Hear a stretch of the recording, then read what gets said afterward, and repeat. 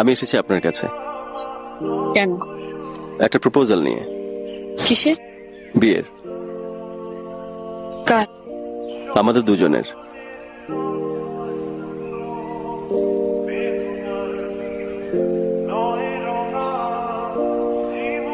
আর কিছু? আমার যোগ্যতা, আমি আপনাকে ভালোবাসি।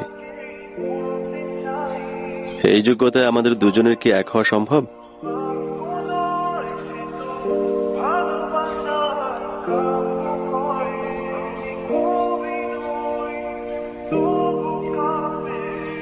শুনুন,